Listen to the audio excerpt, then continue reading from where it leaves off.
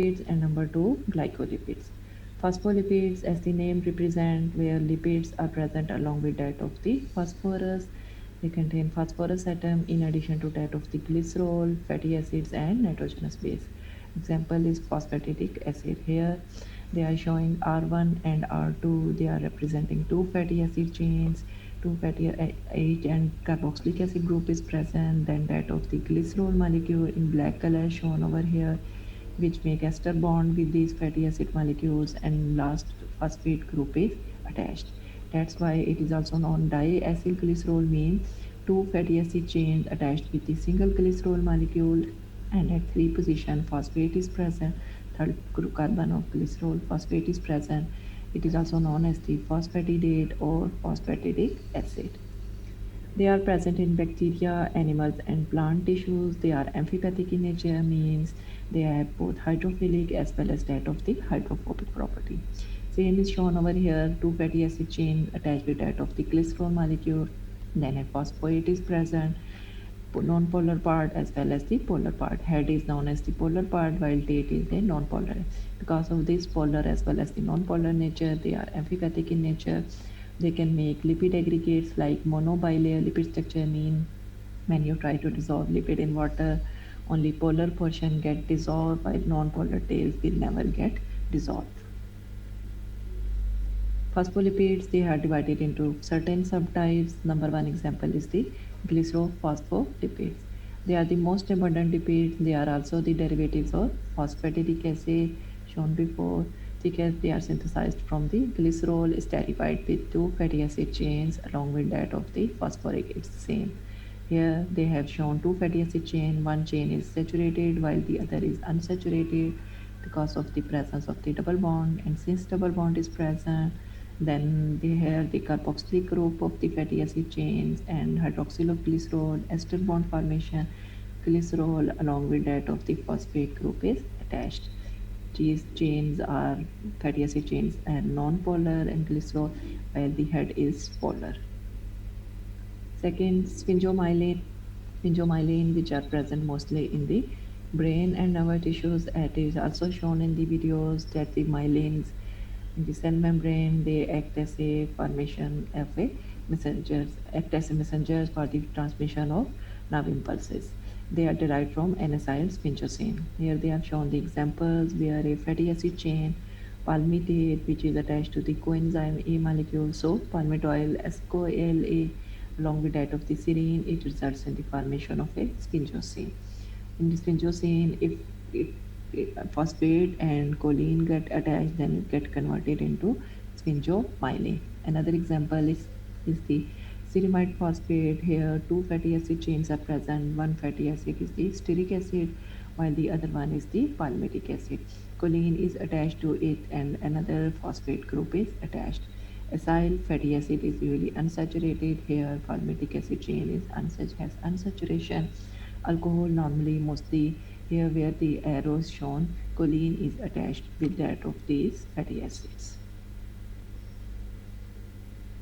Phosphatidylcholine. Now you have to keep in mind, यहाँ पे ये चीज़ ध्यान में रखनी है कि जो लेफ्ट पोर्शन है जिसमें fatty acid chains glycerol and then phosphate, it will be constant, और जो राइट पोर्शन है जो पर्पल कलर में दिखाया गया ये आपका चेंज होता चला जाएगा, जिससे इनकी फॉस्फोलिपिड्स की जो क्लासेस हैं ये यानी जो सब क्लासेस हैं ये एक दूसरे से डिफरेंट होती चली जाएंगी.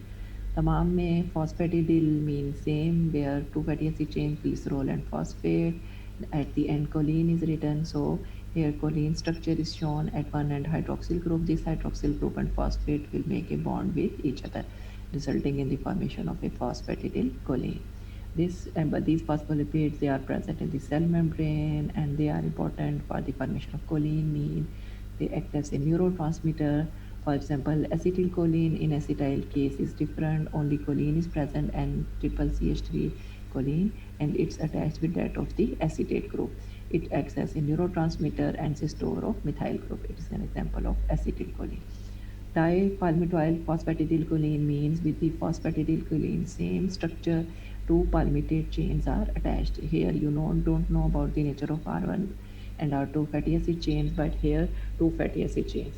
Two palmitate chains will get attached here. One palmitate chain, second palmitate chain, along with that of the same glycerol molecule, then phosphate, and then choline portion will get attached. So the phospholipid, which consists of two palmitic acid chains attached to that of the phosphatidylcholine head group, and it plays, and mostly it is present in the lungs, and it plays an important role in a surface tension. For example, if it is absent from lungs, for example, absence from the lungs of premature infants, it can cause problem in breathing, and it can cause respiratory distress syndrome, because it responsible for the adherence due to the surface tension of inner surface of lungs. If it is present, if it is not present, then respiratory problem can get created. Phosphatidylinositol, same fatty acid chains, then glycerol, then phosphate. Here, inositol is present. Inositol, which is present in the cell membrane, and it also acts as a second messenger.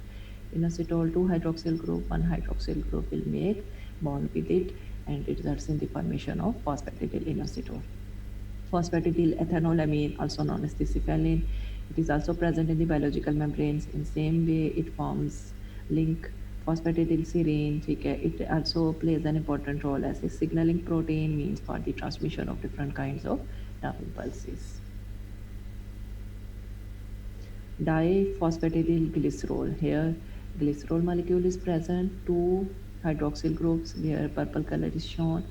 One phosphatidyl chain will attach at one side, while second phosphatidyl chain will attach at the other side. You can see that two fatty acid chains, glycerol, phosphate linked with one hydroxyl group of glycerol, two fatty acid chains, glycerol and phosphate linked with the second hydroxyl group of that of the glycerol. That's why diphosphatidyl, two phosphatidyl chains, and then that of the glycerol. It plays an important role in the functioning of inner mitochondrial membrane. Plasmalogens, you can see up till now I told you about that. Ester bond is present. It help in the formation of fatty acids or linkage of fatty acids with that of the glycerol molecule. But in some cases, instead of ester bond, ether bond is also present. Ether bond is mostly present in case of the fatty acid chains where we need to increase the stability. For example, plasmalogens, types of ether characterized by the presence of ether linkage as single nucleotide one position and ester nucleotide at single. Two chains are shown over here. One is attached with the help of an ester bond, while second chain is attached with the help of an ether bond. And this ether bond, it helps to increase the stability. Second case of complex lipids, glycolipids, means also known as the glycosphingolipids. Mostly it is present when lipids become attached with that of the carbohydrates, and they are without phosphorus. They are present in every tissue of the body. For example, in nervous tissues like membrane, they attach with that of the carbohydrates with the help of a glycosidic bond.